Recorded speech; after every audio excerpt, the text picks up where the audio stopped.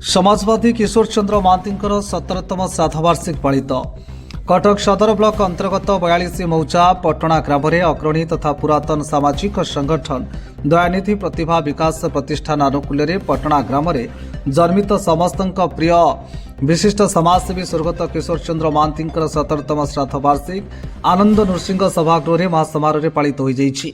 ଏହି ଅବସରରେ ଆୟୋଜିତ ଏକ ସ୍ମୃତିଚାରଣ ସଭା ଅନୁଷ୍ଠାନର କାର୍ଯ୍ୟକାରୀ ସଭାପତି ଶିକ୍ଷକ ରତ୍ନ ଶ୍ରୀଯୁକ୍ତ ଅଭୟ କୁମାର ଦାସଙ୍କ ପୌରୋହିତ୍ୟରେ ଅନୁଷ୍ଠିତ ହୋଇଥିଲା।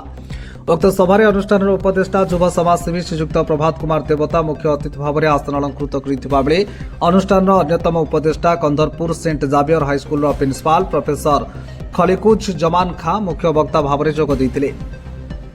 उपसभापति समाजसेवी श्रीजुक्त प्रभात कुमार खटुआ सम्मानित अतिथि भाव में जोग देते। दयानिधि प्रतिभा विकास प्रतिष्ठान सभापति श्रीमती सरोज नलिनी परिजा स्वागत भाषण और अतिथि परिचय पर संपादक श्रीजुक्त नारायण चंद्र महांती सभार उद्देश्य संपर्क में सम्यक सूचना प्रदान करते। अन्य महासचिव श्रीजुक्त रुद्रनारायण दास, वरिष्ठ सदस्य श्रीजुक्त उपेन्द्र बारिक, वरिष्ठ सदस्य श्रीजुक्त क्षीरोद कुमार दास, संतोष कुमार भोई, नटवर बेहेरा, वार्ड सभ्या श्रीमती कावेरी भोई प्रमुख योगदान कर स्वर्गत किशोर चंद्र महांती उद्देश्य स्मृतिचारण करते। समाजसेवी श्रीजुक्त बुलेई बेहेरा समस्त सदर उपस्थित धन्यवाद अर्पण करते। उपलक्षे पाखपाख अंचल 35 ऊर्ध गरीब और असहाय परिवार लोकों शीत वस्त्र और कंबल बंटन करा। कटक सदर अफसर अली रिपोर्ट, आवाज ओडिशा।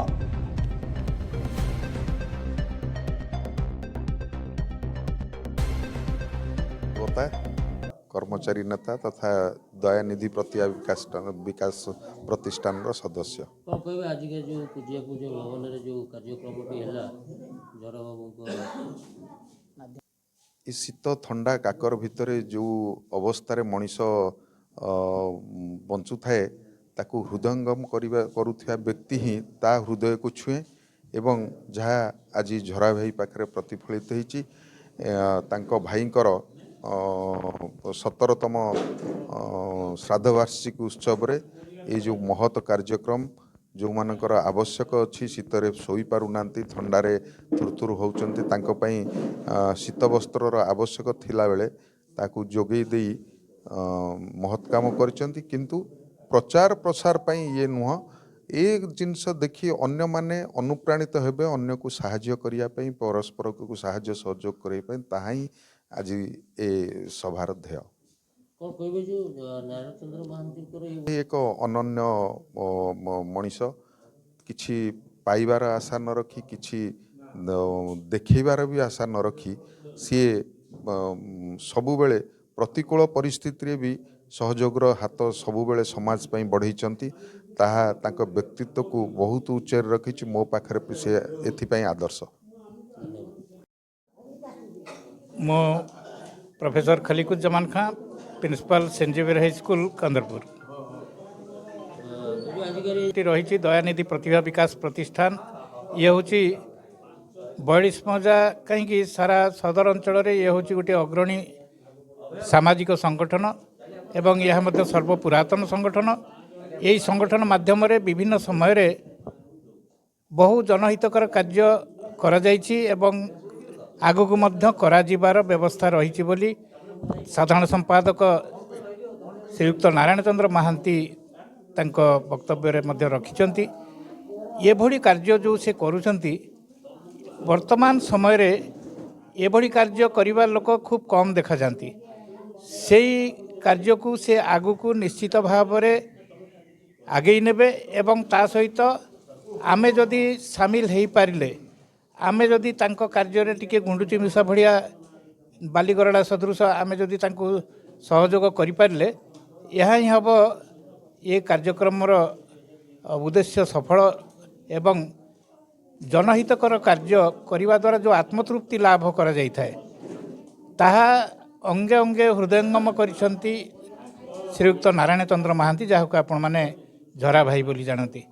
तेणु मु आशा करी अन्य जो माने आमे एठी उपस्थित अच्छे आमे समस्ते मध्य एई भड़ी कार्य रे निज मन को निवेश करिबा एवं परवर्ती समय रे जोठी जहाकू जने भिन्नक्षम व्यक्ति हो बा जने सामाजिक दृष्टि सामाजिक स्तर रे अर्थनैतिक दृष्टि ପଛରେ ପଡ଼ିଯାଇଥିବା ବ୍ୟକ୍ତି ଅଛି ତାକୁ ଯଦି ଆମେ ଯତ୍କିନ୍ତି ସାହାଯ୍ୟ କରିପାରିବା ତାହେଲେ ଆଜିର ଏ ସଭାରେ ଆମର ଆସିବାର ଉଦ୍ଦେଶ୍ୟ ସଫଳ ହୋଇଛି ବୋଲି ମନେ ହେବ ଏବଂ ପରିଶେଷରେ ଏହି ଦୟାନିଧି ପ୍ରତିଭା ବିକାଶ ପ୍ରତିଷ୍ଠାନର ଉତ୍ତରୋତ୍ତର ଉନ୍ନତି କରୁଛି ଏଇଭଳି ସେ କାର୍ଯ୍ୟ କରିଚାଲନ୍ତୁ।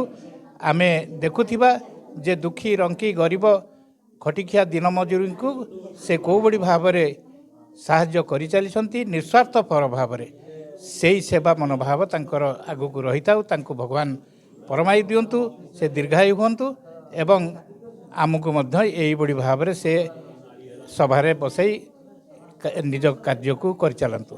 ଧନ୍ୟବାଦ। ମୋ ନାଁ ହେଉଛି ନାରାୟଣ ଚନ୍ଦ୍ର ମହାନ୍ତି। କଟକ ସଦର 42 ମୌଜା ପଟଣା ଗ୍ରାମରେ ଆମର ଘର। ଏଇ ଜାଗାରେ ଯେଉଁ ଅନୁଷ୍ଠାନ ଦୟାନିଧି ପ୍ରତିଭା ବିକାଶ ପ୍ରତିଷ୍ଠାନ ଗଢ଼ାଯାଇଛି ପୂଜ୍ୟ ପୂଜା ଭବନ, ସେଥିରେ ମୁଁ ହେଉଛି ସମ୍ପାଦକ ଅଛି। ଏଇ ଯେଉଁ କାର୍ଯ୍ୟକ୍ରମ ହେଉଛି ବାପ ଜେଜେମାନେ ଯାହା ସବୁ କରି ଯାଇଥିଲେ ସେ ଆମକୁ ଗଲାବେଳେ ସବୁ କହିଥିଲେ ତମେ ଏଇଆ କରିବ, ତାଙ୍କରି ଆଦର୍ଶକୁ ରଖିକି ଆମେ କରୁଛୁ। ଆମେ କିଛି ନାହିଁ, ଆମେ କେବଳ ଆନନ୍ଦ ପାଉ, ଆଉ କିଛି ନାହିଁ। ଆମେ ଯେଉଁ ଉପରେ ବାପା ଜେଜେ ଆମକୁ ଯାହା ଆଦର୍ଶ ଦେଇଛନ୍ତି ସେ ଆଦର୍ଶଟାକୁ ବଞ୍ଚିଥିବା ପର୍ଯ୍ୟନ୍ତ କେମିତି କାର୍ଯ୍ୟକାରୀ କରିବୁ, ଆଉ କିଛି ନାହିଁ। ଆମ ଅନ୍ୟ ଲାଭ କିଛି ନାହିଁ କି କୌଣସି ଜିନିଷ ନାହିଁ। ବି ଯେଉଁ ଭାଇମାନେ ଏ ଅନୁଷ୍ଠାନକୁ ସାହାଯ୍ୟ କରୁଛନ୍ତି, ଆଜି ଅନୁଷ୍ଠାନ ତାଙ୍କରି ଯୋଗେ ଚାଲିଛି। ଆଜି ଦେଖନ୍ତୁ କେତେ ତାଙ୍କର ସମୟ ନଷ୍ଟ କରି ଏଠି ଆସିକି ଆମକୁ ସହଯୋଗ କଲେ।